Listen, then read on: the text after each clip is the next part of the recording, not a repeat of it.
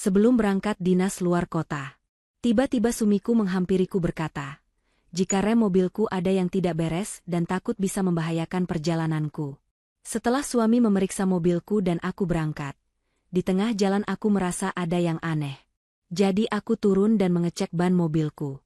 Saat itu aku kaget karena menemukan sebuah alat pelacak di dalam ban mobil. Karena curiga diam-diam aku membawa alat itu ke kantor polisi untuk diperiksa.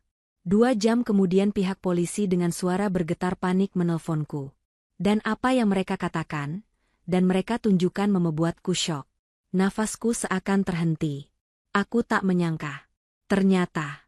Sebelum ceritanya dimulai, silahkan tulis di kolom komentar dari daerah mana saja teman-teman yang menonton cerita ini.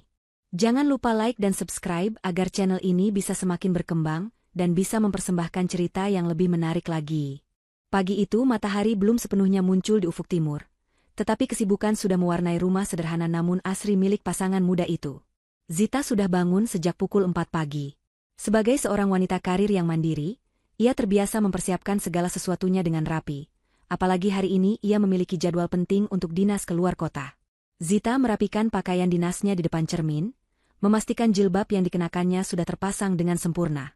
Ia menata pantulan dirinya, mencoba menyemangati diri sendiri untuk perjalanan panjang yang akan ditempuhnya sendirian dengan mobil pribadi. Di dapur, Fahrul, suaminya, tampak duduk dengan gelisah di meja makan. Secangkir kopi hitam yang sudah dingin tergeletak di hadapannya, tak tersentuh. Fahrul mengetuk-ngetukkan jari telunjuknya ke permukaan meja kayu dengan irama yang tidak beraturan. Matanya menatap kosong ke arah dinding, namun pikirannya tampak berkelana jauh. Zita yang baru keluar dari kamar tidur langsung menyadari tingkah aneh suaminya itu. Biasanya, Fahrul adalah orang yang paling bersemangat menyapanya di pagi hari dengan senyuman hangat. Tetapi kali ini wajah pria itu tampak tegang dan pucat, seolah memendam beban yang sangat berat. Zita menghampiri suaminya dan menyentuh pundaknya dengan lembut. Fahrul tersentak kaget, seakan baru saja dibangunkan dari mimpi buruk. Zita bertanya dengan nada khawatir, apakah suaminya sakit, karena wajahnya terlihat berkeringat meski udara pagi itu cukup dingin. Fahrul menggeleng cepat, berusaha memasang senyum yang dipaksakan di bibirnya. Ia berdalih bahwa ia hanya kurang tidur, karena semalam bermimpi buruk tentang perjalanan Zita. Ia berkata bahwa dalam mimpinya, ia melihat mobil Zita mengalami kecelakaan hebat di jalan tol. Suaranya terdengar meyakinkan, penuh dengan nada kekhawatiran seorang suami yang sangat mencintai istrinya. Hati Zita tersentuh mendengar penuturan itu. Ia merasa beruntung memiliki suami seperti Fahrul yang begitu peduli padanya. Zita berusaha menenangkan Fahrul, mengatakan bahwa itu hanyalah bunga tidur dan ia akan menyetir dengan sangat hati-hati. Namun, Fahrul bersikeras. Ia bangkit dari kursi dengan gerakan tiba-tiba dan mengatakan bahwa perasaannya tidak enak. Ia ingin memastikan sendiri kondisi mobil Zita sebelum istrinya itu berangkat. Fahrul meminta kunci mobil dengan nada mendesak, mengatakan bahwa ia hanya ingin mengecek tekanan ban dan kondisi rem sebentar saja demi ketenangan hatinya. Tanpa curiga sedikitpun, Zita menyerahkan kunci mobilnya. Ia membiarkan Fahrul keluar menuju garasi sementara ia kembali ke dalam rumah untuk memeriksa ulang berkas-berkas kantor yang harus dibawa. Dari jendela ruang tamu, Zita sesekali melirik ke arah garasi. Ia melihat Fahrul membuka pintu mobil, masuk ke dalamnya sebentar, lalu keluar lagi dan berjongkok di dekat ban belakang. Fahrul tampak sibuk melakukan sesuatu di kolong mobil. Zita tersenyum tipis, merasa terharu dengan dedikasi suaminya. Ia berpikir betapa beruntungnya ia memiliki pendamping hidup yang begitu protektif. Sekitar 15 menit kemudian, Fahrul kembali masuk ke dalam rumah. Tangannya sedikit kotor oleh debu dan noda hitam oli. Napasnya terdengar agak memburu, seperti orang yang baru saja lari maraton. Zita segera mengambil tisu basah dan memberikannya pada Fahrul untuk membersihkan tangan. Fahrul menerima tisu itu dengan tangan gemetar. Ia menatap mata Zita lekat-lekat, lalu berkata dengan suara serak bahwa firasatnya ternyata benar. Ia mengklaim menemukan baut rem yang sedikit longgar di bagian belakang, sesuatu yang menurutnya bisa sangat fatal jika dibiarkan dalam perjalanan jauh dengan kecepatan tinggi. Fahrul menjelaskan dengan detail teknis yang membingungkan bagi Zita, tentang bagaimana rem itu bisa blong jika ia tidak mengencangkannya tadi. Ia berkata bahwa sekarang mobil itu sudah aman karena ia sudah memperbaikinya. Zita, yang memang buta soal mesin, hanya mengangguk percaya. Ia mengucapkan terima kasih berulang kali sambil memeluk suaminya. Ia tidak menyadari bahwa keringat dingin yang mengalir di pelipis Fahrul bukanlah keringat lelah sehabis bekerja, melainkan keringat dingin ketakutan dan ketegangan akibat perbuatan jahat yang baru saja dilakukannya. Waktu keberangkatan pun tiba. Zita memasukkan koper kecilnya ke bagasi mobil.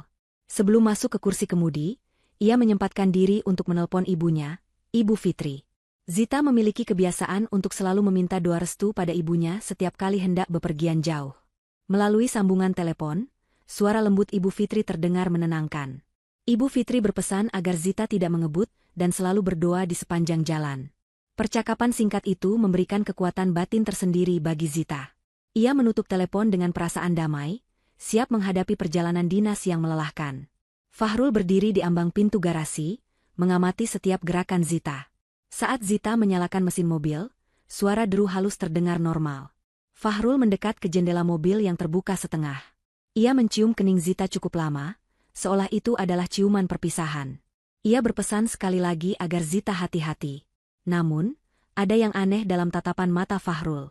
Jika Zita lebih peka saat itu, ia akan melihat bahwa tidak ada kehangatan cinta di sana, melainkan tatapan dingin dan penuh perhitungan, seperti seorang predator yang sedang melepas mangsanya masuk ke dalam perangkap.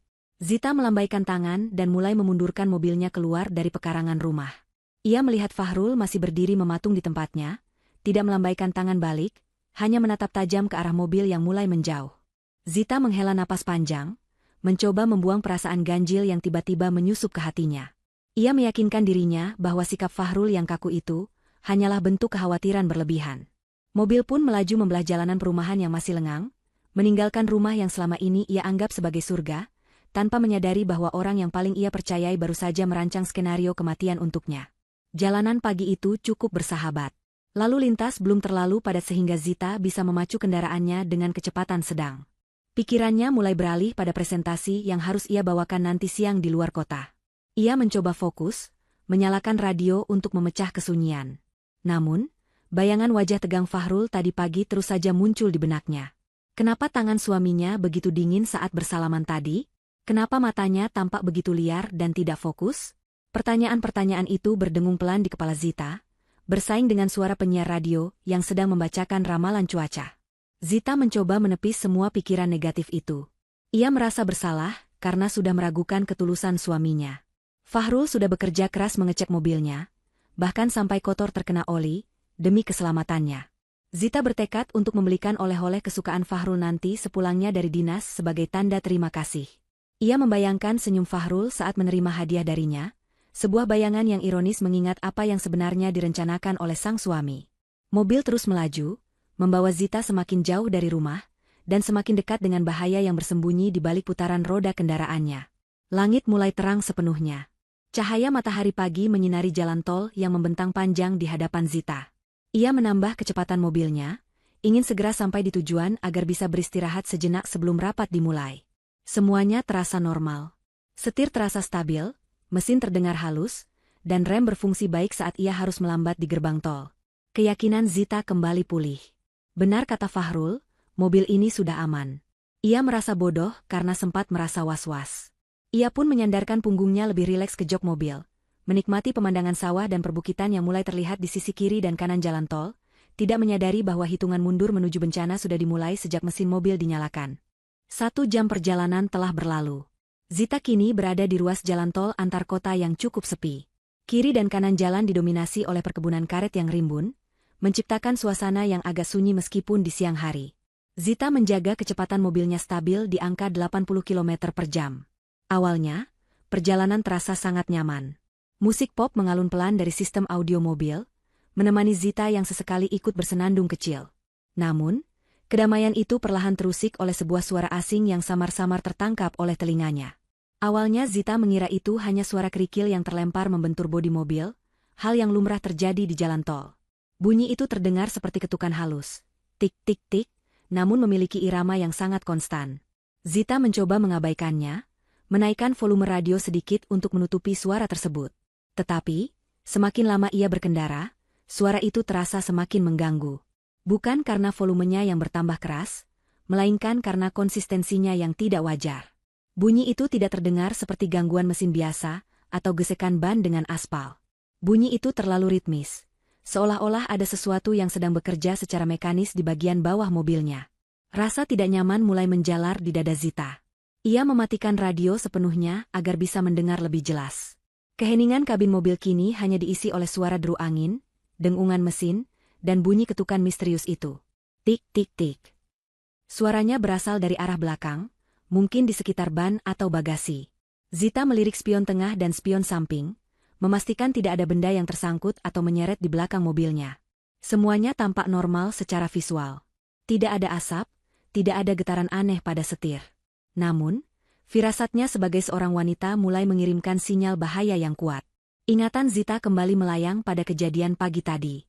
Wajah Fahrul yang pucat, keringat dingin di pelipisnya, dan kegugupannya yang tidak bisa disembunyikan. Zita teringat bagaimana Fahrul bersikeras ingin mengecek bagian bawah mobil, khususnya area ban belakang, tempat dari mana suara aneh itu kini berasal. Fahrul bilang ia mengencangkan baut rem. Logika Zita mencoba berpikir positif, mungkin Fahrul kurang kencang memasangnya sehingga menimbulkan bunyi, atau mungkin ada alat perkakas yang tertinggal di sana. Tapi entah mengapa, hati kecilnya menolak penjelasan sederhana itu. Ada rasa takut yang merayap dingin di punggungnya, sebuah ketakutan yang tidak bisa dijelaskan dengan logika. Zita memutuskan untuk tidak mengambil risiko. Meskipun Fahrul sudah menjamin mobil ini aman, suara itu terlalu mengganggu konsentrasinya. Di depan, ia melihat rambu petunjuk menuju rest area atau tempat istirahat. Namun, rest area itu masih 15 km lagi. Zita merasa tidak sabar. Ia melihat ada bahu jalan yang cukup lebar dan datar di depannya, terlindung oleh pembatas jalan yang kokoh. Ia menyalakan lampu sein kiri, mengurangi kecepatan secara perlahan, dan menepikan mobilnya ke bahu jalan tersebut. Begitu mobil berhenti sempurna, Zita tidak langsung turun. Ia duduk diam sejenak, mencengkeram setir dengan kedua tangannya yang mulai berkeringat. Jantungnya berdegup kencang tanpa alasan yang jelas. Ia menarik napas panjang, mencoba menenangkan diri. Hanya mengecek ban, Zita. Jangan paranoid, bisiknya pada diri sendiri. Ia mengambil ponselnya, menyalakan fitur senter, lalu membuka pintu mobil. Angin kencang dari kendaraan lain yang melintas menyambar jilbabnya, membuatnya harus berhati-hati saat melangkah turun. Zita berjalan memutari mobil menuju bagian belakang. Ia berjongkok di dekat ban belakang sebelah kiri, tempat di mana Fahrul tadi pagi sibuk bekerja. Ia menyalakan senter ponselnya dan mengarahkannya ke sela-sela velg dan kolong mobil. Awalnya ia tidak melihat apa-apa selain debu jalanan dan komponen suspensi yang kotor. Namun, saat ia mengarahkan cahaya senter lebih dalam ke balik velg, matanya menangkap sesuatu yang ganjil. Ada sebuah benda kotak kecil berwarna hitam, seukuran kotak rokok, yang menempel kuat pada bagian dalam kerangka dekat tangki bensin. Benda itu jelas bukan bagian asli dari mobil. Bentuknya terlalu bersih dan asing dibandingkan komponen sekitarnya yang berdebu. Zita mendekatkan wajahnya, menyipitkan mata untuk melihat lebih jelas. Jantungnya serasa berhenti berdetak saat ia melihat ada lampu indikator kecil berwarna merah di sisi kotak itu yang berkedi pelan. Bip, bip, bip. Kedipan lampu itu seirama dengan detak jantungnya yang kini memburu cepat. Itu bukan baut yang longgar. Itu bukan alat perkakas yang tertinggal. Itu adalah sebuah alat elektronik yang sengaja dipasang di sana. Tangan Zita gemetar hebat saat ia memberanikan diri menyentuh benda itu. Terasa dingin dan licin. Benda itu menempel dengan magnet yang sangat kuat. Dengan sisa keberanian yang ia miliki, Zita menarik benda itu sekuat tenaga. Klik. Benda itu terlepas dari kerangka mobil. Kini, kotak hitam misterius itu berada di telapak tangannya. Beratnya ringan, namun terasa begitu mematikan. Zita membalik kotak itu dan melihat ada rangkaian kabel tipis yang tadinya terhubung ke antarmuka kecil, namun kini terputus saat ia menariknya. Dunia di sekitar Zita terasa berputar. Ribuan pertanyaan meledak di kepalanya. Apa ini? Kenapa ada alat pelacak atau semacamnya di mobilnya? Siapa yang memasangnya? Bayangan wajah Fahrul kembali muncul, kali ini bukan dengan rasa sayang, melainkan dengan kengerian. Fahrullah orang terakhir yang menyentuh bagian ini. Fahrullah yang bersikeras mengecek kolong mobil pagi tadi. Fahrullah yang tampak gugup dan berkeringat dingin.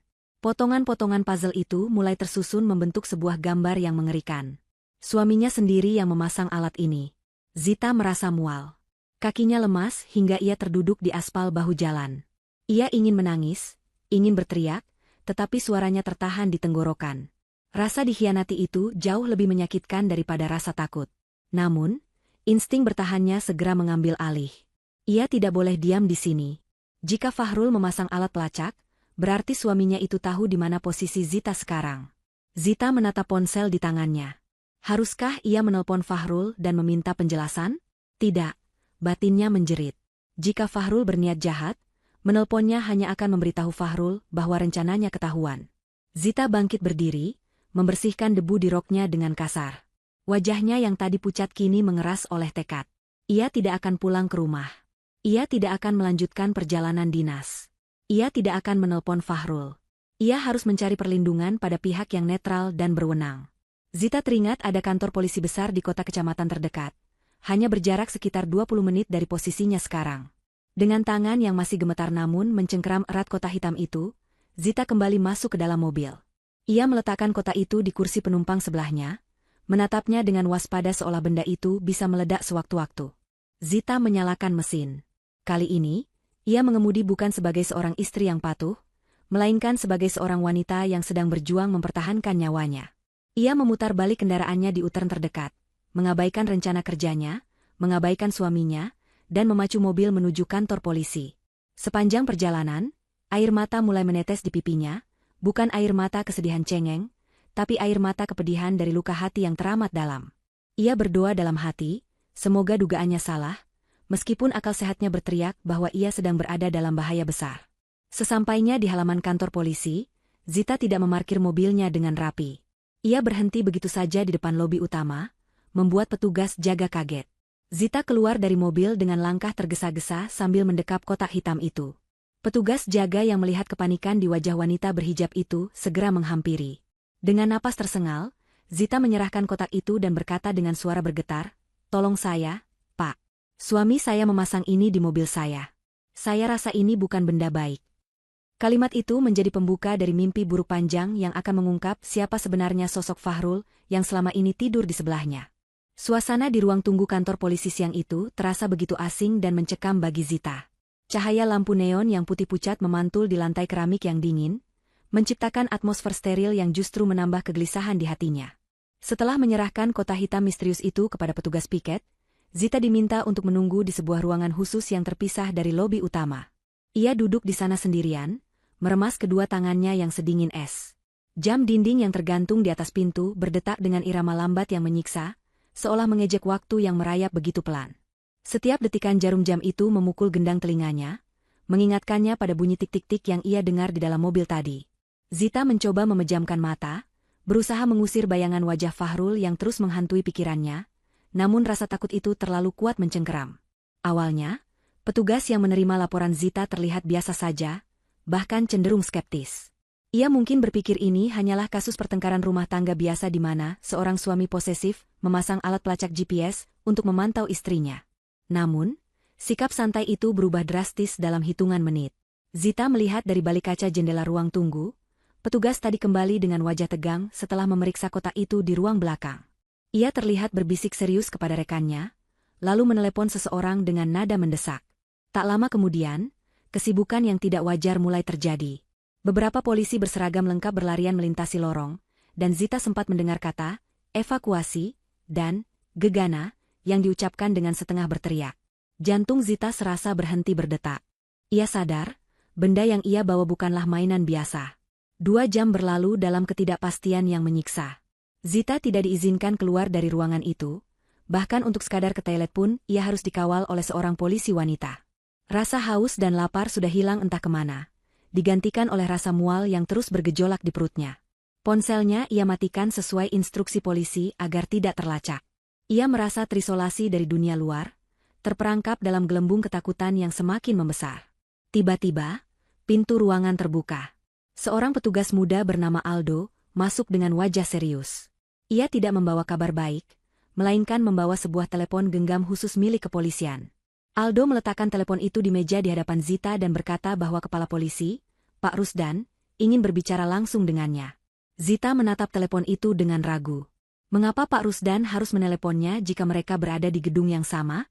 Aldo menjelaskan bahwa Pak Rusdan sedang berada di area sterilisasi bersama tim penjinak bom, memeriksa benda yang Zita bawa tadi. Mereka tidak bisa mengambil risiko membawa Zita ke sana. Dengan tangan gemetar hebat, Zita mengangkat gagang telepon dan mendekatkannya ke telinga. Hening sejenak, hanya terdengar suara napas berat dari seberang sana. Ketika suara Pak Rusdan akhirnya terdengar, suara itu tidak tegas dan berwibawa seperti yang Zita bayangkan dari seorang kepala polisi. Suara itu bergetar, penuh dengan nada panik yang tertahan dan rasa tidak percaya. Pak Rusdan memulai pembicaraan dengan meminta Zita untuk tetap tenang. Namun kalimat berikutnya justru meruntuhkan seluruh pertahanan Zita. Pak Rusdan mengatakan bahwa Zita sangat beruntung. Atau mungkin Tuhan masih sangat menyayanginya, karena Zita masih bernapas saat ini. Ia menjelaskan bahwa benda hitam kecil yang Zita temukan di balik velg mobilnya, bukanlah sekadar alat pelacak GPS biasa. Benda itu adalah sebuah pemicu bom rakitan yang sangat canggih dan mematikan. Pak Rusdan menjelaskan dengan suara tercekat bahwa di dalam kotak itu terdapat bahan peledak pada jenis C4 dalam jumlah kecil namun cukup untuk melubangi tangki bensin dan menciptakan ledakan berantai yang akan menghanguskan mobil dalam sekejap mata. Dunia Zita seketika gelap gulita. Napasnya tercekat di tenggorokan. Ia merasa oksigen di ruangan itu tersedot habis. Bom? Suaminya memasang bom? Pak Rusdan melanjutkan penjelasannya yang semakin membuat bulu kuduk berdiri. Alat itu dirancang dengan mekanisme pemicu ganda. Pertama, alat itu terhubung dengan sensor kecepatan dan getaran. Jika mobil Zita melaju di jalan tol dengan kecepatan stabil di atas 80 km per jam, selama lebih dari 10 menit, pemicu akan aktif secara otomatis.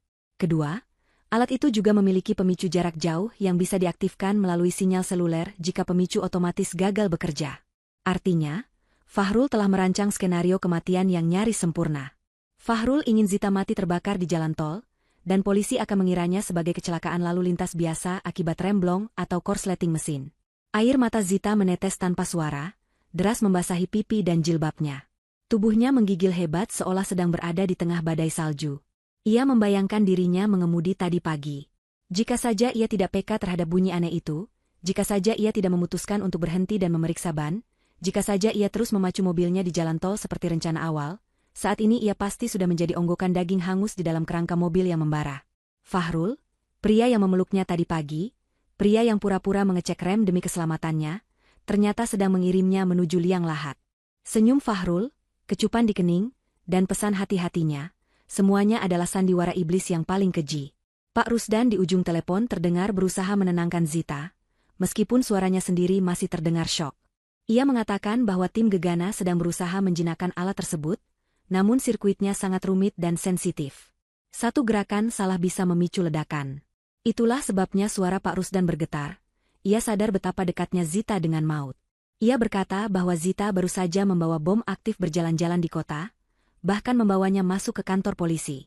Tindakan Zita yang nekat mencabut alat itu sebenarnya sangat berisiko, karena guncangan keras saat pencabutan bisa saja memicu ledakan. Fakta bahwa alat itu tidak meledak saat dicabut adalah sebuah keajaiban yang tidak bisa dijelaskan dengan logika teknis. Zita tidak sanggup berkata apa-apa lagi. Lidahnya keluh. Rasa sakit di hatinya jauh melampaui rasa takut akan bom itu sendiri. Pengkhianatan Fahrul terasa seperti belati yang diputar perlahan di dalam dadanya. Ia merasa bodoh, naif, dan tidak berdaya.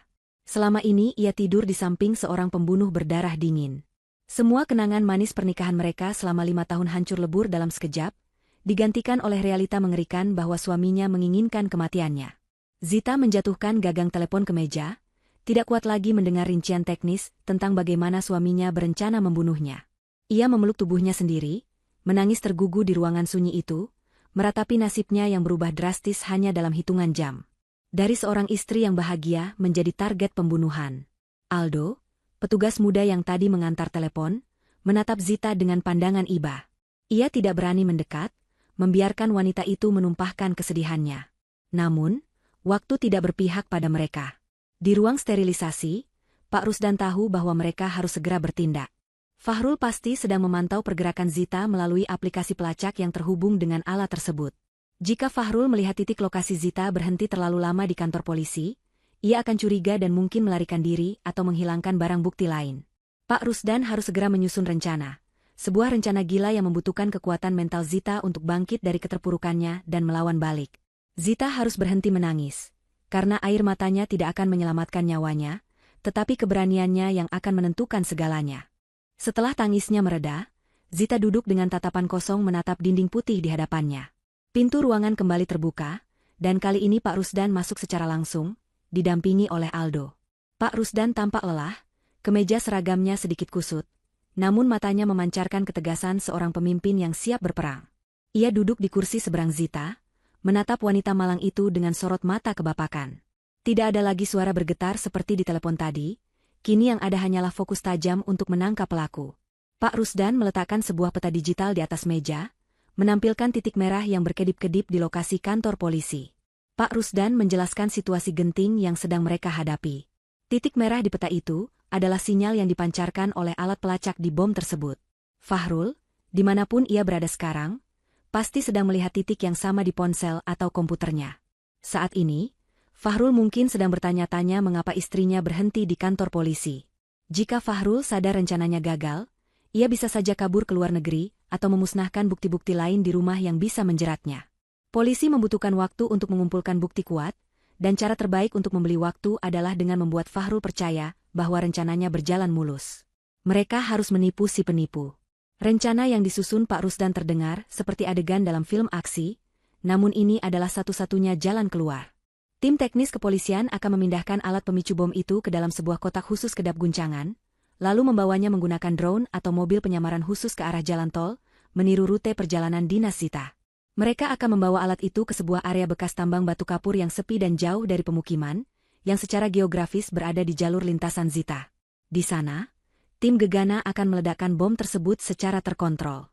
Bagi Fahrul yang memantau dari jauh, ia akan melihat titik GPS bergerak normal di jalan tol, lalu tiba-tiba sinyalnya hilang bersamaan dengan berita kecelakaan yang akan direkayasa oleh polisi. Zita mendengarkan rencana itu dengan saksama. Awalnya ia ragu, apakah ia sanggup ikut serta dalam sandiwara ini? Namun, rasa sakit hati yang membakar dadanya perlahan berubah menjadi bahan bakar keberanian. Ia tidak mau menjadi korban yang pasrah. Ia ingin melihat wajah asli Fahrul saat topengnya terbuka. Dengan anggukan pelan namun tegas, Zita menyetujui rencana Pak Rusdan. Ia menyerahkan sepenuhnya kendali operasi ini kepada polisi. Pak Rusdan segera memberi kode kepada Aldo untuk memulai eksekusi. Tim teknis bergerak cepat, memindahkan paket maut itu keluar dari gedung dengan prosedur keamanan tingkat tinggi. Zita dibawa ke ruang pemantauan siber. Di sana, terdapat layar besar yang menampilkan pergerakan titik merah itu secara real-time. Zita melihat titik itu mulai bergerak meninggalkan kantor polisi, melaju menyusuri jalan arteri, dan masuk ke gerbang tol. Tim polisi yang membawa alat itu mengemudikan kendaraan dengan kecepatan yang persis seperti gaya mengemudi Zita, tidak terlalu cepat dan tidak terlalu lambat, menjaga ilusi agar tetap sempurna. Jantung Zita berdegup kencang seiring dengan pergerakan titik itu. Ia merasa seolah-olah jiwanya sedang melayang di atas peta digital itu, menyaksikan simulasi kematiannya sendiri. Sementara itu, unit lain dari kepolisian mulai menyebarkan informasi palsu ke jaringan radio komunikasi dan media lokal tentang adanya kecelakaan tunggal di kilometer 50, lokasi yang ditargetkan sebagai tempat peledakan. Semuanya diatur dengan sangat rapi dan detail. Mobil pemadam kebakaran dan ambulans yang sudah dikoordinasikan bergerak menuju lokasi tambang batu kapur untuk menambah kesan dramatis jika ada saksi mata, atau jika Fahrul memutuskan untuk mengecek lokasi kejadian. Zita hanya bisa duduk diam, meremas jemarinya, berdoa agar sandiwara ini berhasil menipu suaminya yang licik. 1 jam kemudian, titik merah di layar monitor telah mencapai area tambang yang diset sebagai lokasi kejadian. Di layar, Zita melihat kecepatan kendaraan pembawa bom itu meningkat, meniru skenario mobil yang melaju kencang sebelum kecelakaan. Dan tiba-tiba, titik merah itu berhenti bergerak dan berkedip cepat sebelum akhirnya padam total dari layar. Di lokasi tambang, tim gegana baru saja meledakkan bom rakitan Fahrul. Suara ledakan tidak terdengar sampai ke kantor polisi, tetapi keheningan di ruang pemantauan terasa begitu memekakan telinga. Sinyal hilang. Bagi dunia luar, dan bagi Fahrul, Zita baru saja mengalami kecelakaan fatal. Tepat beberapa detik setelah sinyal di layar mati, ponsel Zita yang sudah dinyalakan kembali namun dalam mode senyap, bergetar di atas meja. Layar ponsel itu menyala, menampilkan notifikasi pesan masuk. Nama pengirimnya membuat darah Zita mendidih. Suamiku. Semua mata di ruangan itu tertuju pada ponsel Zita. Pak Rusdan memberi isyarat agar Zita membaca pesan itu tanpa membalasnya. Dengan tangan gemetar karena amarah yang memuncak, Zita mengambil ponselnya dan membaca pesan singkat dari Fahrul. Isi pesan itu begitu sederhana namun begitu kejam. Sayang, sudah sampai mana? Kok perasaanku tidak enak ya? Kabari Mas kalau sudah sampai, Mas khawatir sekali. Zita membaca pesan itu berulang kali. Jika ia tidak tahu kebenarannya, ia mungkin akan tersenyum membaca perhatian suaminya. Tapi sekarang, ia tahu makna di balik kata-kata itu. Fahrul tidak sedang bertanya kabar. Fahrul sedang memastikan apakah Zita masih hidup atau sudah mati. Pesan itu dikirim tepat saat sinyal GPS hilang, yang berarti Fahrul memang memantau detik-detik kematian istrinya sambil berpura-pura menjadi suami yang cemas. Senyum palsu Fahrul terbayang jelas di benak Zita, senyum kemenangan seorang pembunuh. Zita meletakkan ponselnya kembali dengan kasar. Air matanya sudah kering. Tidak ada lagi kesedihan di wajahnya, yang ada hanyalah tatapan dingin penuh dendam. Ia menatap Pak Rusdan dan berkata dengan suara yang jauh lebih stabil dan menakutkan daripada sebelumnya, "Dia sudah memakan umpannya, Pak. Dia pikir saya sudah mati." Pak Rusdan mengangguk, mengakui ketangguhan mental wanita di hadapannya. Ini adalah titik balik bagi Zita. Ia bukan lagi istri yang lemah. Ia adalah seorang wanita yang baru saja bangkit dari kuburnya sendiri untuk menuntut keadilan. Permainan baru saja dimulai. Fahrul mungkin berpikir ia telah memenangkan segalanya, menyingkirkan satu-satunya penghalang menuju harta dan kebebasan. Namun, ia tidak sadar bahwa ia baru saja membangunkan sisi lain dari Zita yang tidak pernah ia kenal sebelumnya. Zita bersumpah dalam hati, ia akan mengikuti permainan Fahrul. Ia akan membiarkan suaminya itu terbang tinggi dalam euforia kemenangannya, sebelum akhirnya ia sendiri yang akan memotong sayapnya dan menjatuhkannya ke dalam jurang kehancuran yang paling dalam. Rencana pembalasan dendam kini tersusun rapi di benak Zita, didukung penuh oleh kekuatan hukum yang ada di belakangnya.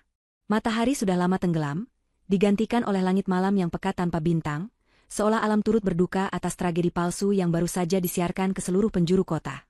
Zita masih berada di ruangan khusus di markas kepolisian, sebuah tempat persembunyian sementara yang disiapkan oleh Pak Rusdan demi keamanannya.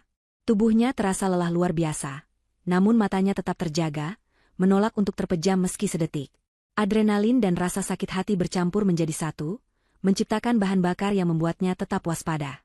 Di ruangan itu, ia tidak sendirian. Pak Rusdan dan Aldo sibuk bolak-balik membawa berkas laporan, sementara tim forensik digital bekerja dalam diam di sudut ruangan, mencoba meretas dan mengumpulkan jejak digital dari kehidupan Fahrul dan Zita yang selama ini terlihat normal di permukaan. Penyelidikan bergerak dengan kecepatan yang menakjubkan berkat bukti fisik berupa bom rakitan yang kini diamankan sebagai barang bukti utama. Dengan dasar ancaman terorisme dan percobaan pembunuhan berencana, pihak kepolisian memiliki wewenang penuh untuk melakukan penggeledahan digital dan fisik secara mendalam tanpa perlu menunggu surat perintah yang berbelit-belit. Sasaran utama mereka bukan hanya menangkap Fahrul, tetapi memahami mengapa seorang suami tega merancang kematian istrinya dengan cara yang begitu sadis dan terstruktur. Motif adalah kunci untuk memastikan Fahrul membusuk di penjara seumur hidupnya, dan Pak Rusdan bertekad menemukan kunci tersebut malam ini juga. Sekitar pukul 9 malam, Pak Rusdan masuk kembali ke ruangan Zita dengan wajah yang lebih serius dari sebelumnya. Di tangannya, ia memegang sebuah map tebal berwarna merah, warna yang melambangkan urgensi dan bahaya. Ia menarik kursi dan duduk tepat di hadapan Zita, menatap wanita itu dengan sorot mata iba namun tegas. Pak Rusdan meletakkan map itu di atas meja dan menghela napas panjang sebelum mulai berbicara. Ia mengatakan bahwa timnya baru saja membobol brankas rahasia di kantor pribadi Fahrul, dan juga memulihkan data-data terhapus dari laptop pribadinya. Apa yang mereka temukan di sana bukanlah bukti perselingkuhan biasa atau hutang piutang sepele, melainkan sebuah rencana jahat yang berakar pada keserakahan manusia yang paling dasar. Pak Rusdan membuka map tersebut dan mengeluarkan sebuah dokumen tua yang terlihat sangat resmi, lengkap dengan segel notaris dan materai. Zita mengernyitkan dahi, tidak mengenali dokumen itu. Pak Rusdan mulai menjelaskan dengan hati-hati agar Zita tidak syok. Ia bertanya apakah Zita mengetahui kabar tentang ayah kandungnya. Zita menggeleng pelan. Ayah kandungnya telah berpisah dengan ibunya, Ibu Fitri, sejak Zita masih balita. Sejak saat itu, hubungan mereka terputus total. Zita tumbuh besar dengan anggapan bahwa ayahnya tidak peduli padanya, atau mungkin sudah meninggal dunia bertahun-tahun yang lalu tanpa kabar berita. Nama ayahnya adalah sebuah memori buram yang tidak pernah ia bahas lagi demi menjaga perasaan ibunya. Namun, fakta yang diungkapkan Pak Rusdan bagaikan petir di siang bolong. Ayah kandung Zita ternyata baru saja meninggal dunia 1 bulan yang lalu di luar pulau.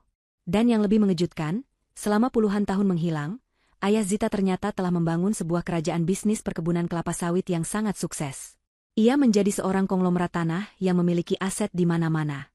Dalam kesendiriannya di masa tua, ayah Zita rupanya tidak pernah melupakan putri tunggalnya. Sebelum meninggal, ia telah menyusun sebuah surat wasiat yang sangat jelas dan mengikat secara hukum. Seluruh harta kekayaannya, yang nilainya mencapai ratusan miliar rupiah, diwariskan sepenuhnya kepada satu-satunya darah dagingnya, yaitu Zita. Zita ternganga tak percaya.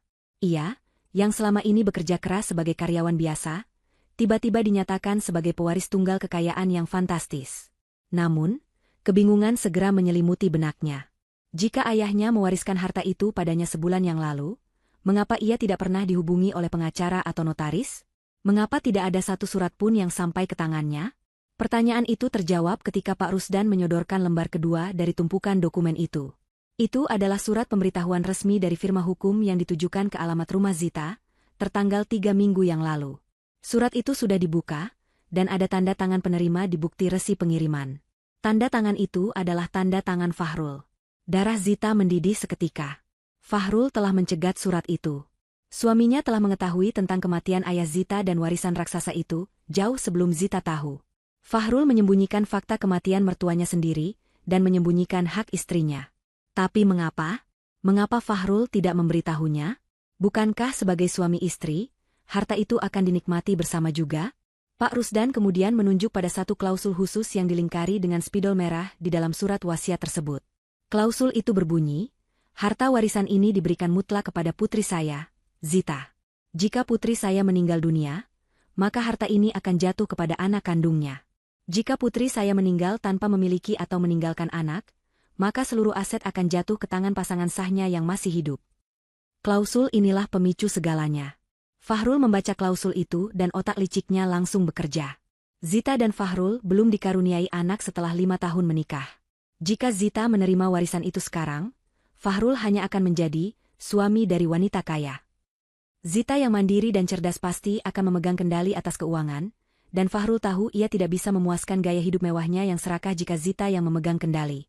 Terlebih lagi, Fahrul mungkin takut Zita akan menceraikannya suatu hari nanti jika tahu belangnya. Namun, jika Zita meninggal dunia sekarang, sebelum warisan itu resmi dibalik nama, maka secara hukum otomatis Fahrullah yang akan maju sebagai ahli waris pengganti. Fahrul akan menguasai ratusan miliar rupiah itu sendirian, tanpa perlu berbagi, tanpa perlu meminta izin istrinya. Kebenaran ini menghantam Zita lebih keras daripada bom manapun. Fahrul tidak membunuhnya karena benci. Fahrul tidak membunuhnya karena wanita lain semata. Fahrul membunuhnya karena uang. Fahrul melihat nyawa Zita setara dengan angka-angka di rekening bank. 5 tahun kebersamaan, janji suci pernikahan, tawa dan tangis yang mereka lalui bersama, semuanya tidak ada harganya bagi Fahrul dibandingkan dengan aset perkebunan dan deposito. Zita hanyalah batu loncatan bagi Fahrul untuk menjadi kaya raya. Rencana perjalanan dinas ini adalah momen emas yang ditunggu-tunggu Fahrul. Kecelakaan di luar kota akan mempermudah alibi dan mempercepat proses klaim warisan, tanpa banyak tanya dari pihak keluarga besar.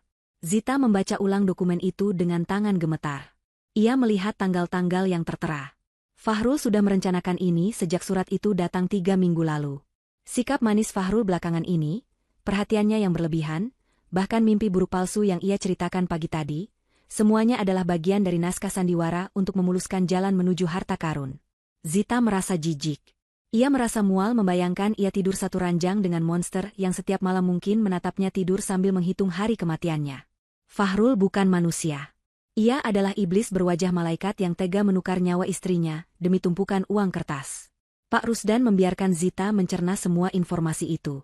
Ia tahu ini berat, tapi Zita harus tahu seberapa besar pertaruhan dalam kasus ini. Ini bukan sekadar kasus KDRT, ini adalah kejahatan korporat berkedok rumah tangga. Pak Rusdan menjelaskan bahwa polisi juga menemukan bukti komunikasi antara Fahrul dengan seorang wanita bernama Mila. Mila ini ternyata bukan sekadar selingkuhan, tapi juga mantan pegawai di kantor notaris yang membantu Fahrul memalsukan beberapa dokumen pendukung agar proses pencairan warisan nanti berjalan mulus begitu Zita dinyatakan meninggal. Mereka berdua adalah komplotan. Mereka berdua merencanakan kematian Zita bersama-sama. Mendengar nama Mila dan perannya, air mata Zita yang tadi sempat kering kembali merebak. Namun kali ini bukan karena sedih, melainkan karena marah. Kemarahan yang murni dan membakar. Ia ingat pernah bertemu Mila sekilas, dikenalkan Fahrul sebagai teman lama yang sedang mencari kerja. Ternyata, saat itu mereka sedang menertawakan kebodohan Zita tepat di depan hidungnya. Zita menutup map merah itu dengan kasar. Suara hempasan map di atas meja memecah keheningan ruangan. Ia menatap Pak Rusdan dengan tatapan nyalang, tatapan seorang wanita yang sudah tidak punya rasa takut lagi, karena rasa takutnya telah habis dikhianati. Pak Rusdan, suara Zita terdengar dingin dan tajam, menusuk seperti jarum es. Saya tidak mau hanya menangkapnya. Saya mau menghancurkannya. Saya mau dia merasa sudah memiliki dunia ini, lalu saya mau melihat wajahnya saat saya merenggut semuanya kembali. Saya akan ikuti permainan Bapak. Buat dia percaya saya sudah mati. Biarkan dia merayakan kemenangannya. Semakin tinggi dia terbang, semakin sakit saat dia jatuh nanti. Pak Rusdan tersenyum tipis. Sebuah senyum persetujuan. Ia melihat api di mata Zita, api yang sama yang ia miliki saat memburu penjahat kelas kakap. Malam itu, di ruangan interogasi yang dingin, sebuah aliansi pembalasan dendam terbentuk. Zita bukan lagi korban. Ia adalah pemburu yang sedang menunggu waktu yang tepat untuk menerkam mangsanya yang sedang mabuk kemenangan. Sementara Zita menyusun kekuatan di kantor polisi, suasana di rumahnya, yang kini dikuasai penuh oleh Fahrul, menunjukkan kontras yang memuakan. Berita tentang kecelakaan maut di jalan tol kilometer 50 telah menyebar di beberapa saluran televisi lokal dan media sosial. Polisi bekerja sangat rapi dengan merilis inisial korban, Z, dan jenis mobil yang sesuai dengan milik Zita, lengkap dengan rekaman video dari jauh yang memperlihatkan bangkai mobil yang hangus terbakar di dasar jurang area tambang, hasil ledakan yang disiapkan tim gegana. Narasi yang dibangun adalah kecelakaan tunggal akibat remblong yang memicu ledakan tangki bensin. Bagi masyarakat umum, ini adalah tragedi. Bagi Fahrul, ini adalah simfoni kemenangan.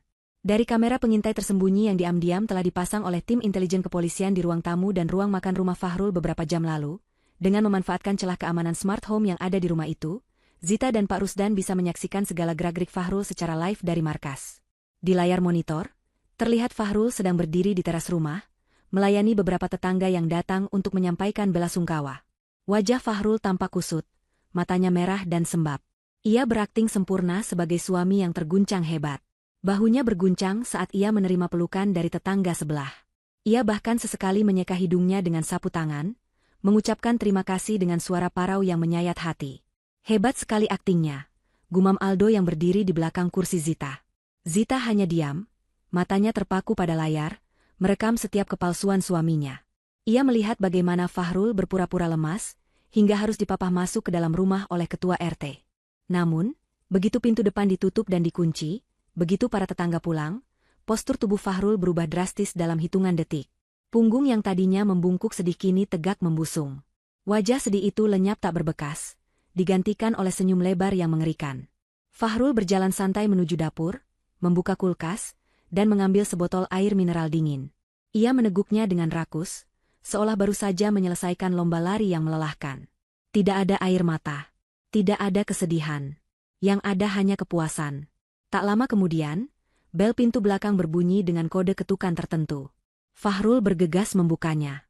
Masuklah seorang wanita muda berambut panjang dengan pakaian modis namun, sedikit tertutup agar tidak mencolok. Itu adalah Mila. Zita mengepalkan tangannya di bawah meja saat melihat wanita itu melangkah masuk ke dalam rumahnya, menginjak lantai yang setiap hari Zita bersihkan, dengan sepatu kotornya. Mila langsung menghambur memeluk Fahrul, tertawa kecil. Berhasil? Tanyanya dengan nada manja. Fahrul mengangguk mantap, mengangkat Mila sedikit saking gembiranya. Bersih. Berita sudah keluar. Tidak ada yang curiga.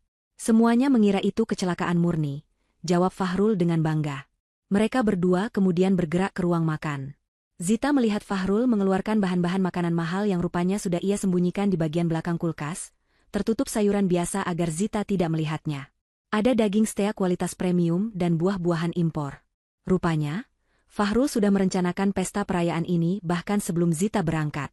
Tanpa membuang waktu, Fahrul mulai memasak steak itu dengan lihai, bersiul-siul kecil sambil membalik daging di atas wajan. Mila duduk di kursi makan, kursi tempat biasa Zita duduk, sambil memainkan ponselnya, mengecek berita online tentang kematian Zita sambil tersenyum sinis. Lihat ini, sayang, kata Mila sambil memperlihatkan layar ponselnya pada Fahrul. Komentar netizen banyak yang mendoakanmu. Semoga suami yang ditinggalkan diberi ketabahan. Hahaha, kalau saja mereka tahu, ketabahan MU sekarang sedang memanggang steak wagyu. Fahrul tertawa lepas, suara tawanya menggema di rumah yang seharusnya sedang berduka itu. Biarkan saja. Doa mereka akan mempermulus jalan kita ke Bandung. Besok aku akan mulai mengurus surat kematian. Kamu sudah siapkan berkas dari notaris palsu itu kan? Mila mengangguk, aman. Begitu surat kematian keluar, kita tinggal ajukan klaim warisan. Dalam sebulan, kita jadi miliarder. Di markas polisi, Pak Rusdan memerintahkan petugas untuk merekam setiap detik percakapan itu. Ini adalah bukti yang sangat kuat, pengakuan langsung dari mulut para pelaku. Namun bagi Zita, ini adalah siksaan batin yang tak terperi. Ia melihat piring kesayangannya, hadiah dari Ibu Fitri, kini digunakan oleh Mila. Ia melihat gelas kristal yang hanya ia pakai saat momen spesial, kini diisi air soda oleh Fahrul untuk bersulang dengan selingkuhannya. Mereka makan dengan lahap, memotong daging itu dengan kasar, seolah sedang memotong-motong sisa kenangan Zita di rumah itu. Tidak ada alkohol atau wine di meja itu, karena Fahrul ingin tetap sadar sepenuhnya untuk menghadapi tamu yang mungkin datang lagi nanti malam. Mereka hanya minum air soda mahal dan jus buah, namun mabuk yang mereka rasakan adalah mabuk kemenangan. Percakapan mereka semakin menjijikkan. Mereka mulai membahas rencana renovasi rumah. Mila berkata ia ingin mengganti warna cat ruang tamu, karena warna pilihan Zita terlalu kampungan. Ia juga ingin membuang semua baju-baju Zita di lemari, dan menggantinya dengan koleksi tas branded. Fahrul menyetujui semuanya dengan mudah, seolah Zita tidak pernah ada di hidupnya. Lagi pula, dia membosankan, ucap Fahrul sambil mengunyah daging. Kata-kata itu menampar Zita lebih keras dari fisik. Zita itu terlalu kaku, terlalu lurus. Hidup dengannya seperti hidup di asrama putri. Aku butuh yang lebih menantang, yang bisa menikmati uang, seperti kamu, Mila. Mila tersenyum menggoda, menyuapkan potongan daging ke mulut Fahrul. Dan sekarang kamu bebas. Tidak ada lagi Rem yang menghalangimu. Oh ya, omong-omong soal Rem, kamu yakin dia tidak menderitakan? Maksudku, ledakannya langsung membunuhnya? Tanya Mila, pura-pura peduli namun nadanya datar. Fahrul mengangkat bahu acuh tak acuh. Entahlah. Dan aku tidak peduli. Mau dia mati seketika, mau dia terbakar pelan-pelan, hasilnya sama saja. Yang penting dia lenyap dan tanda tangannya tidak diperlukan lagi. Warisan tua bangka itu sekarang milikku. Jawaban dingin Fahrul membuat Zita yang menonton di layar merasa darahnya membeku. Pria itu benar-benar tidak punya hati nurani sedikitpun. Fahrul bahkan tidak menganggap Zita sebagai manusia, hanya sebagai hambatan administrasi yang perlu dihapus. Zita mematikan monitor di hadapannya. Ia tidak sanggup lagi melihat kemesraan menjijikan di atas kuburannya itu. Ia sudah melihat cukup. Ia sudah mendengar cukup. Air matanya sudah habis tak tersisa. Kini, di dalam dadanya hanya ada rongga kosong yang siap diisi dengan rencana pembalasan. Zita menoleh ke arah Pak Rusdan. Wajahnya keras seperti batu karang. Cukup, Pak. Saya sudah melihat iblis yang sebenarnya. Sekarang, izinkan saya menjadi hantu yang akan menghantui tidurnya. Pak Rusdan mengangguk hormat. Rekaman ini sudah cukup untuk menjerat mereka dengan pasal berlapis. Bu Zita. Hukuman mati atau seumur hidup sudah menanti. Tapi sesuai rencana kita akan memainkan psikologis mereka dulu. Kita akan buat mereka merasa diteror oleh dosa mereka sendiri, sebelum borgol menyentuh tangan mereka. Malam itu, sementara Fahrul dan Mila tertidur pulas dengan perut kenyang dan mimpi indah tentang kekayaan, mereka tidak sadar bahwa di luar sana, Zita dan tim kepolisian sedang mempersiapkan kejutan yang akan mengubah mimpi indah itu menjadi mimpi buruk yang abadi. Perayaan malam ini adalah perayaan terakhir mereka sebagai manusia bebas. Mulai besok, teror sesungguhnya akan dimulai. Malam ketiga setelah kabar kematian Zita disiarkan, rumah duka itu dipenuhi oleh pelayat yang datang silih berganti. Tenda hijau masih terpasang di halaman depan, menaungi deretan kursi plastik yang diduduki oleh tetangga, kerabat jauh, dan rekan kerja Zita yang datang untuk memanjatkan doa. Suara lantunan ayat suci bergema syahdu melalui pengeras suara, menciptakan suasana yang khusyuk dan penuh duka. Namun, bagi Fahrul, setiap detik yang berlalu dalam acara ini adalah siksaan kebosanan yang luar biasa. Ia duduk bersila di ruang tengah, mengenakan baju koko putih dan peci hitam, memasang wajah sendu yang sudah ia latih di depan cermin berjam-jam. Sesekali ia mengusap matanya yang kering, berpura-pura menahan tangis saat ada tamu yang menyalaminya dan mengucapkan kata-kata penghiburan. Di dalam hatinya, Fahrul justru sedang sibuk menghitung estimasi waktu kapan acara ini akan selesai agar ia bisa kembali menikmati kebebasannya. Ibu Fitri, Ibunda Zita, duduk tidak jauh dari Fahrul. Wanita tua itu tampak sangat terpukul. Wajahnya sembab dan tatapannya kosong menatap lantai. Fahrul sesekali melirik mertuanya itu dengan perasaan risih. Ia merasa Ibu Fitri terlalu mendramatisir keadaan. Dalam benak Fahrul yang sudah tumpul nuraninya, kesedihan Ibu Fitri hanyalah gangguan visual yang merusak suasana hatinya yang sebenarnya sedang berbunga-bunga. Fahrul bahkan sempat berpikir betapa merepotkannya nanti jika ia harus mengurus wanita tua ini setelah warisan cair. Ia sudah menyusun rencana di kepalanya untuk mengirim Ibu Fitri ke panti jompo di luar kota dengan alasan agar lebih terawat, padahal tujuan utamanya adalah menyingkirkan satu-satunya keluarga Zita yang tersisa agar ia bisa menikmati harta warisan itu sendirian tanpa gangguan. Sekitar pukul 8 malam, saat acara doa bersama sedang berlangsung hikmat, keanehan mulai terjadi. Awalnya hanya hal sepele. Lampu gantung kristal di ruang tengah tiba-tiba berkedip-kedip. Para tamu saling berpandangan, mengira itu hanya tegangan listrik yang tidak stabil karena banyaknya pemakaian daya. Namun, kedipan itu memiliki pola yang ganjil. Mati, nyala, mati, nyala, lalu mati total selama beberapa detik sebelum menyala kembali dengan intensitas cahaya yang jauh lebih terang hingga menyilaukan mata, kemudian meredup lagi seperti cahaya lilin. Fahrul merasa ada keringat dingin mengalir di punggungnya. Ia tahu sistem kelistrikan rumah ini baru saja direnovasi tahun lalu, dan semuanya terhubung dengan sistem rumah pintar.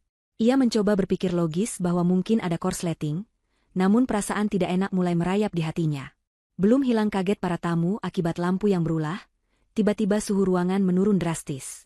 Pendingin ruangan atau AC yang terpasang di sudut-sudut rumah, seolah diperintah oleh tangan tak terlihat untuk bekerja pada suhu terendah dengan kekuatan kipas maksimal.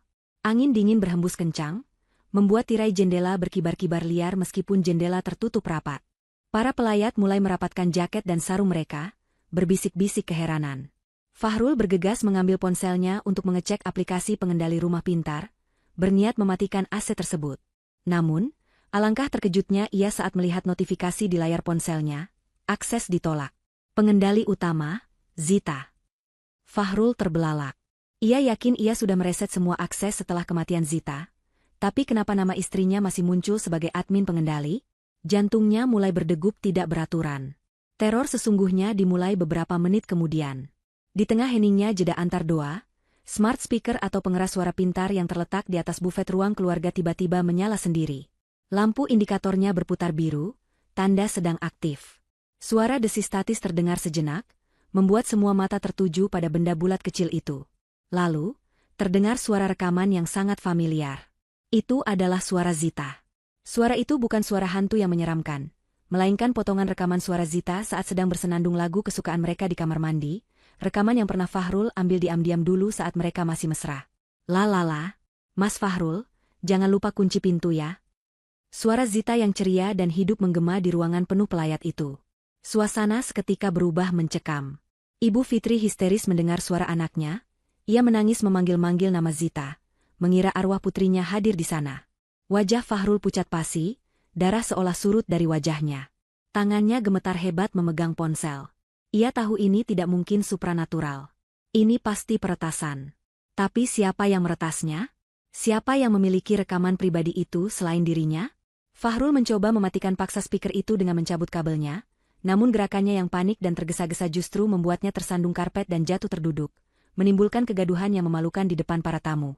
Ia berusaha tertawa canggung, mengatakan pada para tamu bahwa mungkin speaker itu rusak atau ada frekuensi radio yang bocor. Namun, tatapan curiga dan takut dari para tetangga tidak bisa dibohongi. Mereka mulai merasa ada aura yang tidak beres di rumah ini, aura dendam yang belum tuntas. Puncak dari teror malam itu terjadi menjelang acara bubar. Seorang kurir paket bersepeda motor berhenti tepat di depan pagar rumah. Kurir itu mengenakan helm tertutup rapat dan jaket hitam polos, tanpa logo perusahaan ekspedisi. Ia berjalan masuk dengan langkah tegap membelah kerumunan tamu yang sedang bersiap pulang. Tanpa bertanya, kurir itu meletakkan sebuah kotak kardus lusuh di hadapan Fahrul. "Paket untuk Bapak Fahrul, pengiriman kilat," ucap kurir itu dengan suara datar di balik helmnya, lalu segera berbalik dan pergi begitu saja sebelum Fahrul sempat bertanya siapa pengirimnya.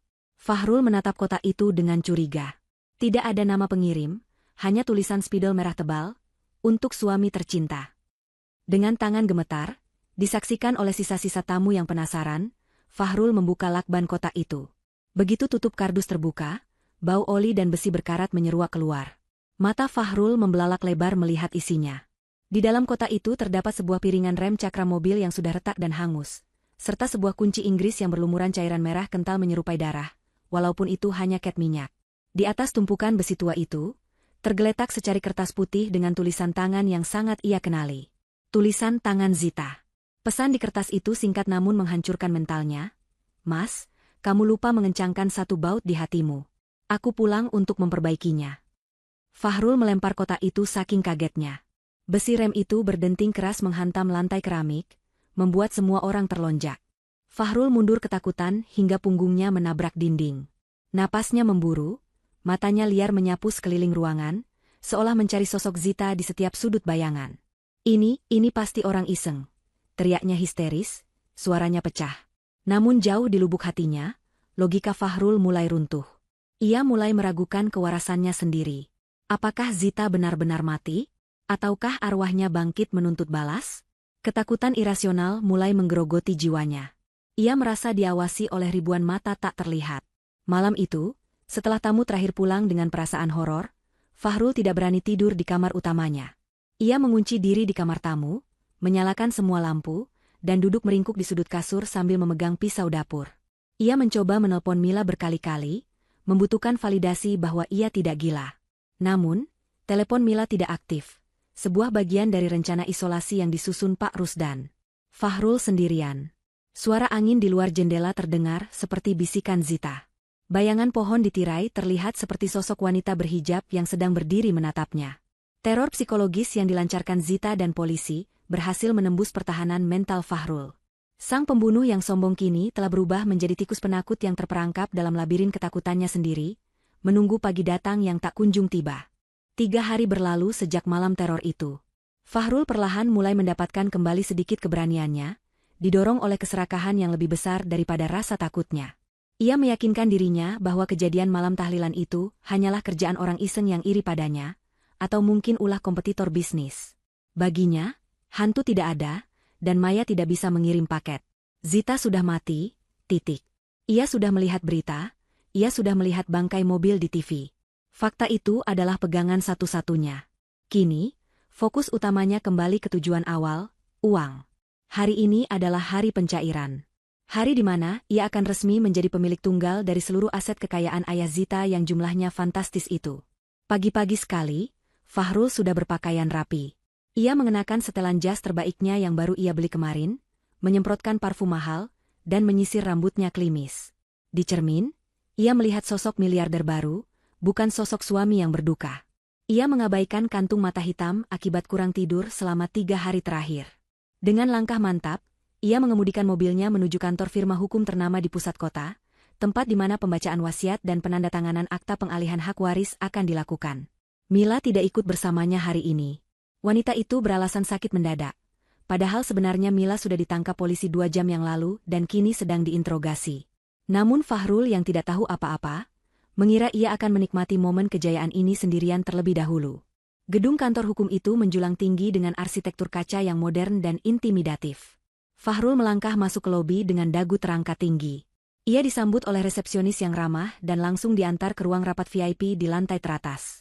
Ruangan itu sangat mewah, dengan meja panjang dari kayu mahoni mengkilap, kursi kulit yang empuk, dan pemandangan kota yang menakjubkan dari jendela kaca raksasa. Di ujung meja, duduk seorang pengacara senior berwajah kaku dan seorang asisten notaris yang sedang merapikan tumpukan berkas. Fahrul menyalami mereka dengan senyum percaya diri, senyum seorang pemenang.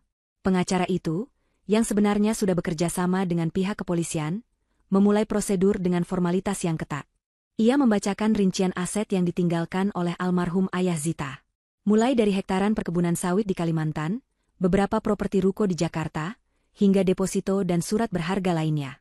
Total nilainya membuat kepala Fahrul pening karena kegirangan. Ia berusaha menahan senyumnya agar tidak terlihat terlalu antusias, namun binar matanya tidak bisa berbohong. Ia membayangkan mobil sport yang akan ia beli, rumah mewah dengan kolam renang, dan liburan keliling dunia yang akan segera ia wujudkan. Semua penderitaan dan ketakutannya beberapa hari ini terbayar lunas. Baiklah, Pak Fahrul, ucap sang pengacara dengan nada datar sambil menyodorkan sebuah dokumen tebal.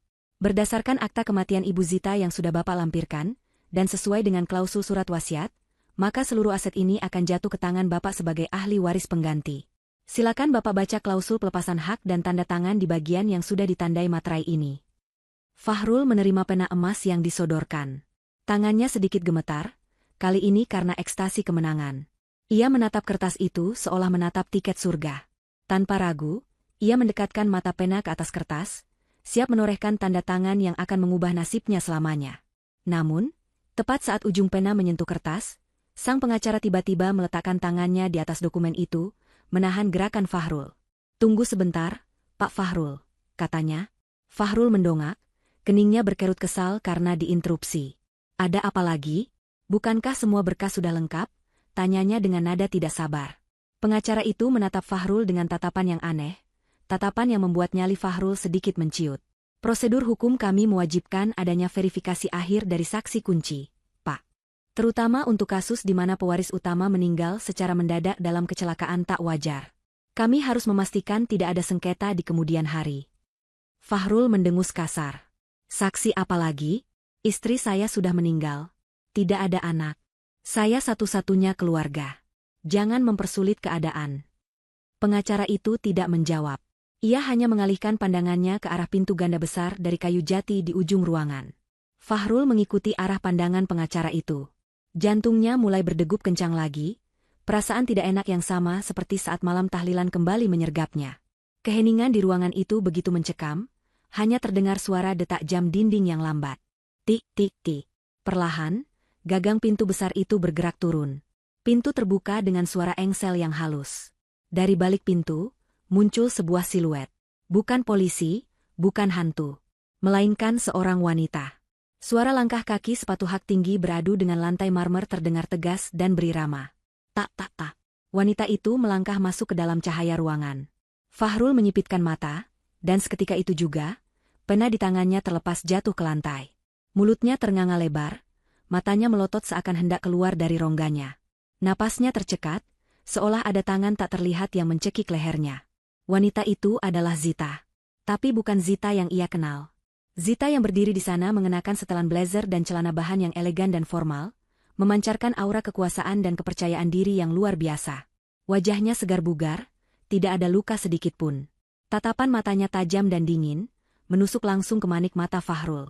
Zita berjalan perlahan mendekati meja, setiap langkahnya menginjak-injak ego dan harapan Fahrul hingga hancur berkeping-keping. Ruangan itu terasa menyempit bagi Fahrul. Dinding-dinding kaca seolah merapat menghimpitnya. Ia ingin lari, tapi kakinya terpaku di lantai seolah lumpuh. Tidak mungkin. Desis Fahrul dengan suara parau, hampir tak terdengar. Kamu sudah mati, aku melihat beritanya, aku melihat mobilnya. Fahrul mundur selangkah demi selangkah, hingga pinggangnya menabrak lemari arsip. Ia menggelengkan kepalanya berulang kali, berusaha menolak realita yang ada di hadapannya. Ini pasti halusinasi. Ini pasti efek obat tidur yang ia minum semalam. Zita yang ia pasangi bom tidak mungkin berdiri di sini, hidup dan bernapas. Zita berhenti tepat di seberang meja, berhadapan langsung dengan Fahrul. Ia mengambil dokumen warisan yang tadi hampir ditandatangani Fahrul, melihatnya sekilas, lalu melemparnya kembali ke meja dengan tatapan merendahkan. Ia tersenyum, tapi senyum itu bukan senyum manis seorang istri, melainkan seringai dingin seorang hakim yang siap menjatuhkan vonis mati. Hai, Mas, sapa Zita dengan nada santai yang mengerikan. Mimpimu jadi kenyataan ya? Aku memang pulang lebih cepat. Tapi sayang sekali, aku lupa mati kemarin. Kata-kata itu menghantam Fahrul bagaikan palu godam. Realita menamparnya dengan keras. Zita masih hidup. Bom itu gagal. Atau lebih buruk lagi, Zita tahu semuanya. Fahrul merasakan sensasi dingin menjalar dari ujung kaki hingga ke kepala. Lututnya lemas seketika. Ia menyadari bahwa ia tidak sedang berada di kantor notaris untuk menerima uang. Ia sedang berada di dalam perangkap tikus raksasa, dan ia adalah tikus yang baru saja memakan umpan beracun. Zita mencondongkan tubuhnya ke depan, menatap Fahrul dengan intensitas yang mematikan. Kenapa wajahmu pucat begitu, Mas? Bukankah seharusnya kamu bahagia istrimu selamat? Atau, kamu kecewa karena rencanamu untuk menjadi kaya raya di atas mayatku baru saja gagal total? Pertanyaan itu menggantung di udara, membekukan waktu, menandai akhir dari sandiwara Fahrul dan awal dari kehancurannya yang mutlak. Suasana di dalam ruang rapat kantor notaris itu berubah menjadi neraka bagi Fahrul dalam hitungan detik. Udara yang sejuk dari pendingin ruangan mendadak terasa mencekik lehernya, seolah oksigen telah disedot habis dan digantikan oleh gas beracun. Fahrul masih berdiri mematung dengan punggung menempel pada lemari arsip, tubuhnya gemetar hebat bukan karena dingin, melainkan karena guncangan psikologis yang teramat dahsyat. Di hadapannya, Zita berdiri tegak dengan sorot mata yang belum pernah Fahrul lihat sebelumnya. Tidak ada lagi kelembutan, tidak ada lagi kepatuhan, yang ada hanyalah ketegasan seorang wanita yang telah bangkit dari kematiannya sendiri untuk menuntut keadilan. Zita tampak begitu hidup, begitu nyata, menghancurkan segala ilusi kemenangan yang sudah dibangun Fahrul di kepalanya selama beberapa hari terakhir. Fahrul mencoba membuka mulutnya untuk bicara, namun suaranya tercekat. Otaknya yang biasanya licik dan penuh tipu muslihat kini macet total, tidak mampu memproses situasi yang tidak masuk akal ini. Bagaimana mungkin Zita ada di sini? Ia melihat sendiri berita kecelakaan itu. Ia melihat sendiri bangkai mobil yang hangus. Fahrul mulai meragukan kewarasannya sendiri, berpikir apakah ini masih bagian dari teror hantu seperti malam tahlilan itu. Namun, suara Zita yang memecah keheningan terdengar sangat manusiawi dan penuh sarkasme. Zita melangkah maju satu langkah, membuat Fahrul semakin terpojok. Zita bertanya dengan nada rendah yang menakutkan, menanyakan apakah Fahrul kecewa melihatnya masih bernapas. Pertanyaan itu menampar kesadaran Fahrul. Ini nyata. Istrinya masih hidup. Rencananya gagal total. Kepanikan Fahrul perlahan berubah menjadi bentuk pertahanan diri yang agresif dan membabi buta. Wajahnya yang pucat kini memerah karena amarah dan kebingungan. Ia menunjuk wajah Zita dengan jari telunjuk yang gemetar, berteriak bahwa Zita telah menipunya. Ia menuduh Zita memalsukan kematiannya sendiri, sebuah tuduhan yang terdengar sangat konyol mengingat dialah yang mencoba membunuh istrinya. Fahrul berteriak bahwa ini semua ilegal, bahwa Zita sedang mempermainkan hukum dengan pura-pura mati. Teriakannya menggema di ruangan mewah itu, memantul di dinding kaca, namun tidak ada satupun orang di ruangan itu yang bereaksi takut. Pengacara dan asisten notaris hanya duduk tenang, menatap Fahrul dengan tatapan merendahkan, seolah sedang menonton pertunjukan badut yang menyedihkan. Tiba-tiba, pintu ganda di belakang Zita terbuka lebar dengan kasar. Suara derap langkah kaki sepatu bot militer yang berat dan tegas memenuhi ruangan. Masuklah Pak Rusdan, lengkap dengan seragam dinas kepolisiannya, diikuti oleh Aldo dan beberapa anggota tim reserse bersenjata lengkap. Kehadiran mereka membawa aura otoritas yang tidak bisa dibantah. Fahrul seketika terdiam, matanya melotot melihat seragam polisi itu. Ia mengenali wajah Pak Rusdan, polisi yang ia lihat di berita saat memberikan keterangan pers tentang kecelakaan palsu itu. Potongan puzzle di kepala Fahrul akhirnya tersusun sempurna. Polisi terlibat. Ini bukan sekadar Zita yang selamat. Ini adalah operasi jebakan yang dirancang khusus untuknya. Fahrul merasa lututnya benar-benar kehilangan tenaga, dan ia pun merosot jatuh terduduk di lantai marmer yang dingin. Pak Rusdan berjalan mendekat, berdiri menjulang di hadapan Fahrul yang kini tampak kerdil di lantai. Dengan suara bariton yang berat dan penuh wibawa, Pak Rusdan menyapa Fahrul. Ia berkata bahwa sandiwara sudah selesai, dan panggung Fahrul sudah runtuh. Fahrul masih mencoba menyangkal, meracau bahwa ia tidak melakukan apa-apa, bahwa ia hanya seorang suami yang berduka yang datang mengurus hak waris. Ia berteriak meminta bukti, menantang polisi untuk membuktikan bahwa ia bersalah. Fahrul berpikir bahwa bom itu sudah meledak di tambang, jadi tidak ada bukti fisik yang bisa mengaitkannya. Ia merasa masih punya celah untuk lolos, masih punya harapan untuk memutarbalikkan fakta dengan pengacara mahal nanti. Namun, harapan Fahrul dihancurkan seketika. Aldo maju membawa sebuah laptop dan meletakkannya di meja rapat, memutar layar agar menghadap ke Fahrul. Di layar itu, muncul rekaman video CCTV yang diambil dari ruang makan rumah Fahrul. Video itu menampilkan adegan Fahrul dan Mila yang sedang makan steak dengan lahap sambil tertawa-tawa, tepat di malam setelah berita kematian Zita disiarkan. Suara tawa Fahrul dan komentar kejamnya tentang Zita terdengar jelas dan jernih melalui pengeras suara laptop. Yang penting dia lenyap, warisan tua bangka itu sekarang milikku. Suara Fahrul dari rekaman itu memenuhi ruangan, menjadi hakim yang paling jujur atas kejahatannya sendiri. Wajah Fahrul di dunia nyata berubah menjadi abu-abu. Ia melihat dirinya sendiri di layar, melihat betapa iblisnya ia saat itu. Tidak ada penyangkalan yang bisa ia ucapkan lagi. Belum cukup sampai di situ, Pak Rusdan memberikan isyarat lagi. Pintu terbuka kembali, dan seorang petugas polisi wanita menggiring masuk seseorang. Itu adalah Mila. Namun, penampilan Mila jauh berbeda dari biasanya. Ia tidak lagi terlihat modis dan angkuh. Ia mengenakan baju tahanan oranye, tangannya diborgol, wajahnya sembab tanpa riasan, dan matanya bengkak karena menangis. Begitu melihat Fahrul, Mila langsung berteriak histeris, menyalahkan Fahrul atas segalanya. Mila mengaku kepada polisi bahwa semua ide pembunuhan itu berasal dari Fahrul, bahwa ia hanya disuruh memalsukan dokumen, bahwa ia dipaksa ikut serta. Mila bernyanyi, lantang demi menyelamatkan dirinya sendiri, mengkhianati Fahrul tanpa ragu sedikitpun. Pengakuan Mila di hadapan Fahrul adalah paku terakhir di peti mati kebebasannya. Zita menatap pemandangan menyedihkan itu dengan perasaan campur aduk. Ada rasa puas melihat dua orang yang menghancurkan hidupnya kini saling serang dan hancur. Namun ada juga rasa pedih menyadari bahwa ia pernah mencintai pria pengecut seperti Fahrul. Zita melangkah mendekati Fahrul yang masih terduduk lemas. Ia menatap mata suaminya itu dalam-dalam. Fahrul mendongak. Matanya berkaca-kaca, kali ini mencoba memohon belas kasihan.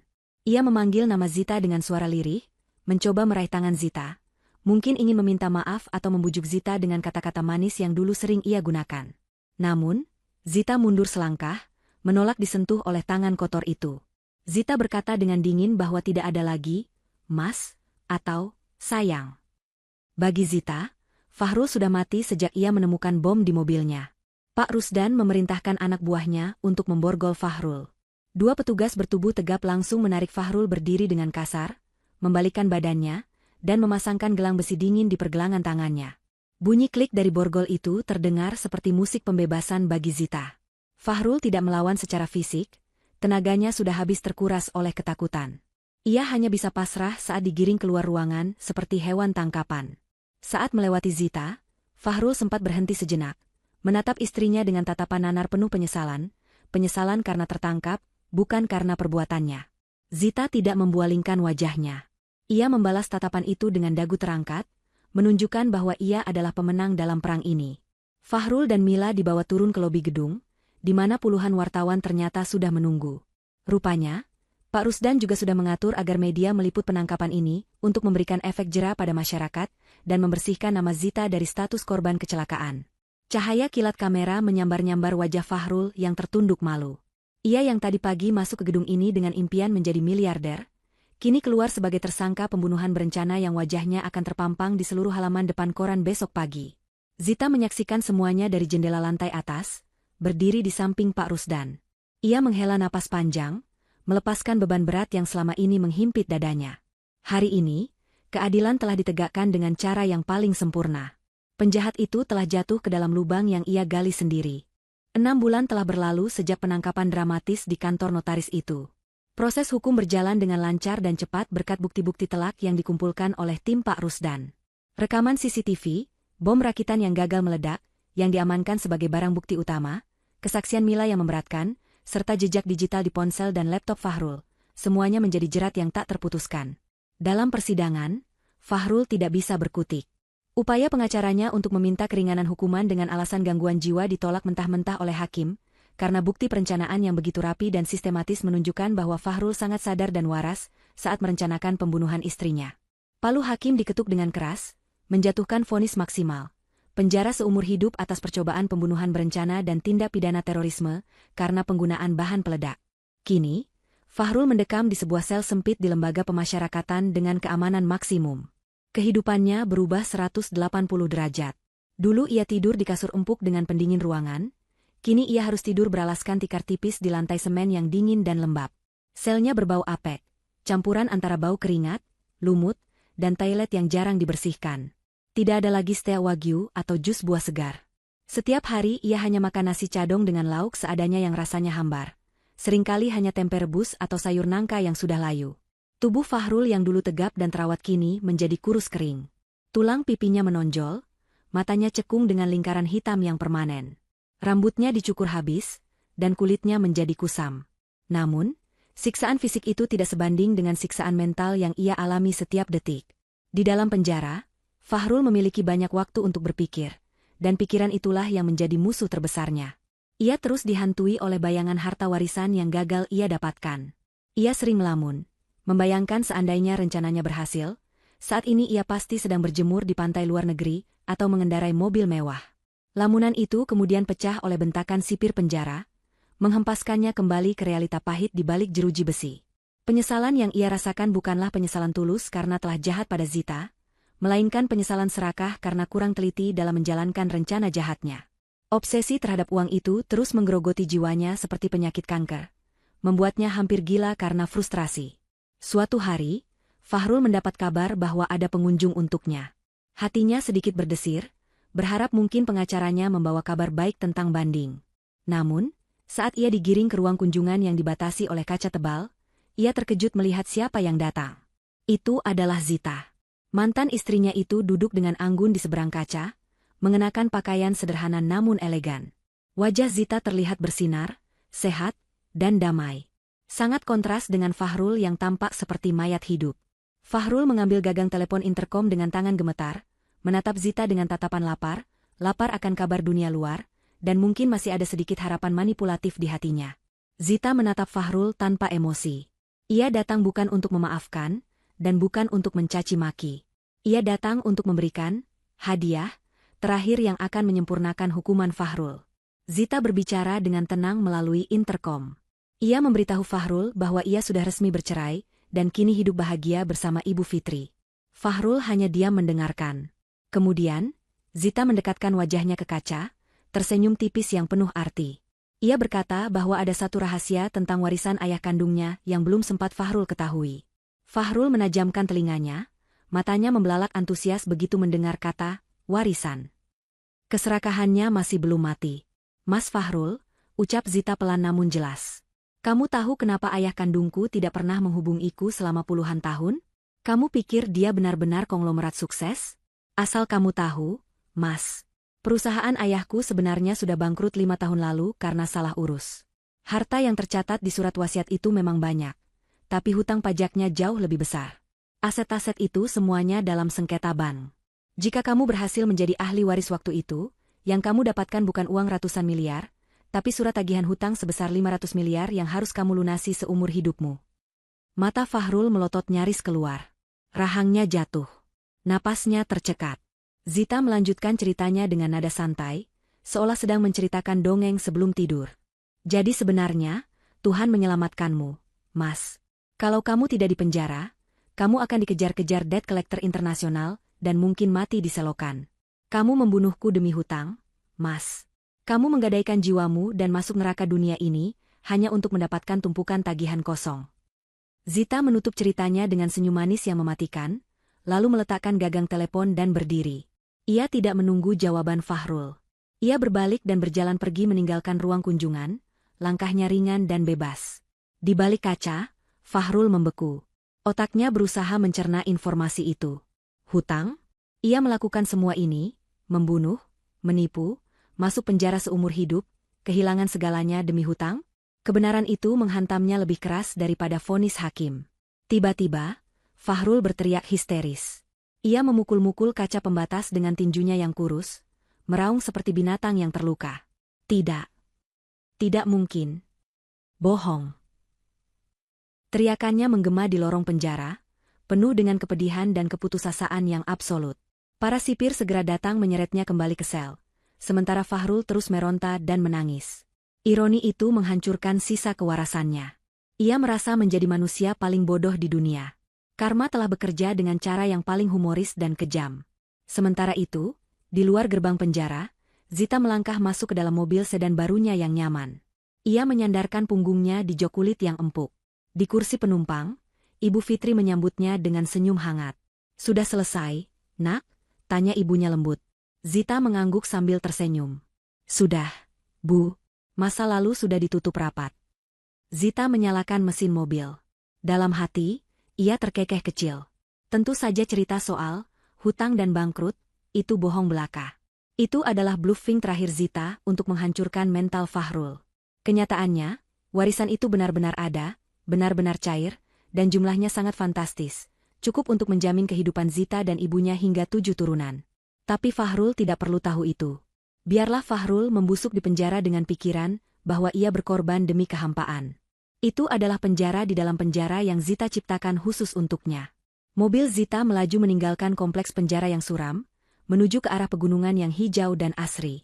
Zita telah membeli sebuah villa yang indah di sana, tempat di mana ia akan memulai hidup baru, mengembangkan bisnis perkebunan warisan ayahnya, dan mendirikan yayasan untuk membantu wanita korban kekerasan. Langit sore itu terlihat sangat cerah, berwarna jingga kemerahan yang indah. Zita membuka kaca jendela, membiarkan angin segar menerpa wajahnya. Ia menghirup napas dalam-dalam, merasakan udara kebebasan yang sesungguhnya. Tidak ada lagi rasa takut, tidak ada lagi remblong dalam hidupnya. Kendali setir kehidupannya kini ada di tangannya sendiri, dan ia siap melaju menuju masa depan yang bahagia. Rem hidupku sekarang pakem, bisiknya pada angin, dan tidak ada yang bisa mencelakaiku lagi. Celakaiku lagi. Celakaiku lagi. Celakaiku lagi. Celakaiku lagi. Celakaiku lagi.